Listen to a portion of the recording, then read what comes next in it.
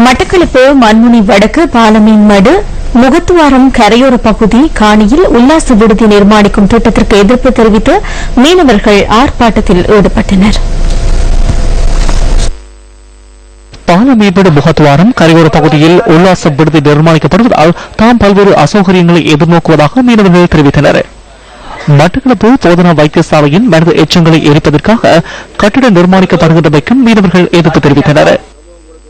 இதுக்கு வேற இடத்தை நியமிச்சு அந்த இடத்தை அவங்க எடுத்து அதுல செய்யலாம். மக்கள் ஒத்துழைப்போட அந்த வேற இடத்துல செய்யலாம்.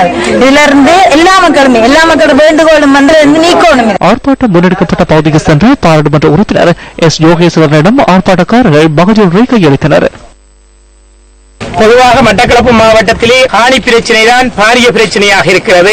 இன்று அந்த காணிகள் வழங்கும் அதிகாரம் பிரதேச செயலாளருக்கு தான் இருக்கிறது. அந்த பிரதேசத்தில் இருக்கும் பிரதேச செயலாளர் தமது பிரதேசத்துக்கு உட்பட்ட காணிகளை வழங்கும் அதிகாரம் பெற்றவராக இருக்கிறார். ஆனால் என்ன செய்கின்றார்கள் என்றால், அந்த காணிகளை வழங்குவதற்கு முன் கிராமத்தில் அந்த காணிகளை வழங்குகின்றார்களோ அந்த கிராமத்தின் மக்களின் தேவைகளையோ அவர்களின் ஆலோசனையோ பெறுவதாக இல்லை. நாங்கள் மக்கள் பிரதிநிதியாக இருக்கிறோம், எங்களுக்கு கூட பல விடயங்கள் தெரியாது. மீனவர்களின் ஆர்ப்பாட்டம் குறித்து மட்டக்களப்பு மாநகர சபை ஆணையாளரிடம் நாம் வினவிய போது அரசு காணியிலேயே மனித எச்சங்களை எரிப்பதற்காக கட்டடம் நிர்மாணிக்கப்படுவதாக குறிப்பிட்டார்.